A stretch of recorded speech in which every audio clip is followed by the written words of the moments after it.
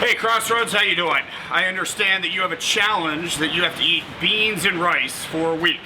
I know if I had that challenge, I'd be thinking of a million different ways of how I'd want to do that. So as they called me and asked me what would I do, I thought about one of my favorite dishes. And here we are actually at our newest restaurant, Sotto. And it's kind of funny to me that we've kept all the press out of this restaurant so that nobody would get a sneak peek, and then I get a call from Brian Tome that I need to do a beans and rice recipe, and lo and behold, here we are. So you actually get the first peek of my new restaurant and my new baby, this wood-burning grill that we actually built, custom made for us. The other thing that's kind of interesting, this is the first time I've ever cooked on this, will be for you. So what we're making today are frijoles charros with a fried egg. Frijoles charros means cowboy beans. So you can imagine if you're out in the desert, this is what you'd want to eat. I've actually been out in the desert with Brian. It's a scary sight.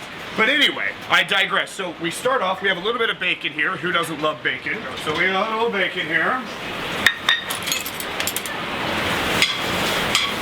So I'm going to cook the entire thing over fire, just like you would if you were out in the desert. So we have a cast iron skillet, we're going to add the bacon, we're going to let that render. Alright, so now we have bacon, it's been rendered out. We're now going to add a couple of my favorite things, onions, garlic. Whenever I cook beans, rice, anything, I want to add as much flavor.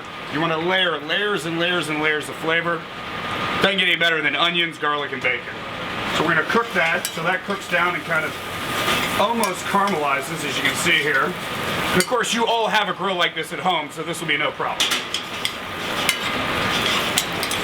Okay, now the bacon, the onions, the garlic, they've all cooked down. Got a little bit of color, all those flavors. We've cooked it down, all these flavors are now starting to marry together. So now we go to the next part of this journey. All right, for the next part, we have three basic ingredients. We have fire roasted tomatoes, we have Goya sofrito, and last but not least, we have pickled jalapenos.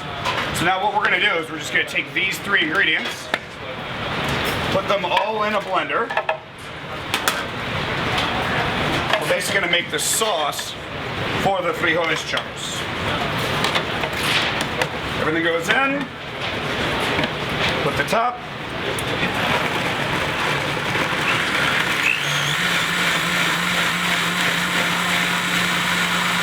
Voila! Alright, now, back to it. We have the bacon and the onions and the garlic still caramelizing, and let me tell you, that is one of the most intoxicating aromas you'll ever smell. We're going to take that. We now have our sauce. We're going to pour that in. And again, the whole goal here is we want to layer flavor upon flavor upon flavor.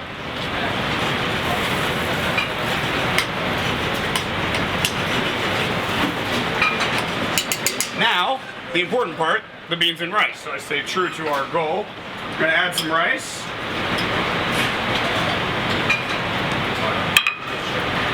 We're going to add some pinto beans. Already cooked.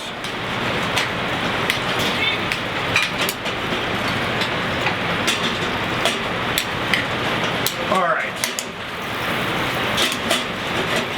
Now, it'll be a little bit thick.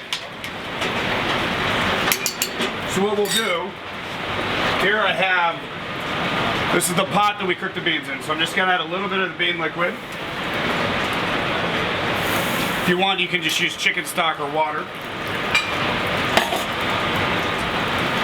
Stir that in. And then let it cook really slow. And as it cooks, all those flavors start to marry together. And just like any stew or ragu, it's always best the next day. So if you want, you're probably going to have 5 or 7 of these different recipes. Make this on day 2 and then eat it on day 4 is my recommendation. So we're going to let this cook a little bit longer. Actually, not a little bit longer, but probably close to an hour and a half to 2 hours on very, very slow heat. So now we have the frijoles charros. It's been cooking for about 2 hours. All the flavors meld together. Now let's just pretend like it's now 2 days later. Reheat it up. We're going to put that down. I like to cook, certainly if you're cooking in a desert, cast iron. So now we have a slightly smaller one. We're going to take that. This is my favorite way to eat this. Put a little bit of oil in here. Get it over the flame. Gets kind of smoking hot. Now we're gonna take it. We're gonna put a couple eggs.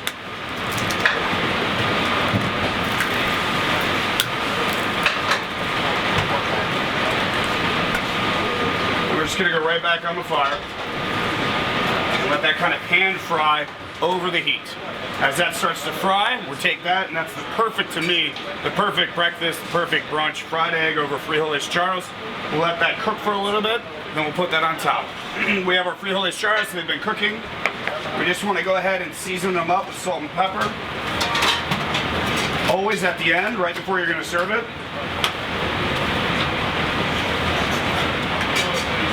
The biggest mistake most amateur cooks make, and even some cooks make, is they don't taste their food.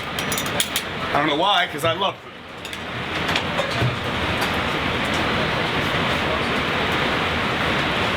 A little more salt. Alright. So now, we have the frijoles charros. Fried eggs, I like them sunny side up. Feel free to drop them in the oven if you'd like. Same deal. Season them with salt on top. Pepper. Like so. I take a plate. I like to actually serve things in the cast iron.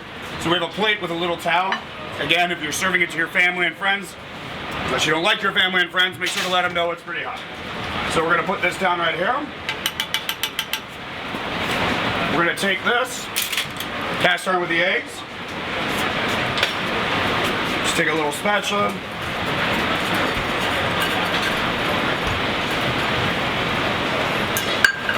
Put that there. So now we have the eggs on top.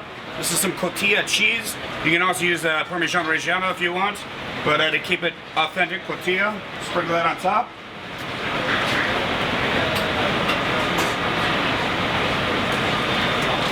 Okay. And then a little bit of parsley and cilantro chopped up to garnish. And this, if I had to eat beans and rice, this is what I'd have for breakfast. Okay, I should let you know that we have frijoles charros at my Mexican restaurant called Nada. We don't do it necessarily this preparation, but if you ask, especially now that some 15,000 people are seeing this, we'll make sure the kitchen is ready to prepare it. This is something that I like to eat whenever I come in.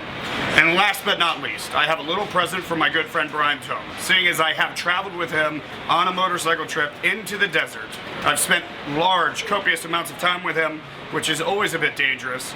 The last ingredient, and maybe the most important ingredient to this entire dish, rests in my pocket, right here. Make sure you get and give him Beano.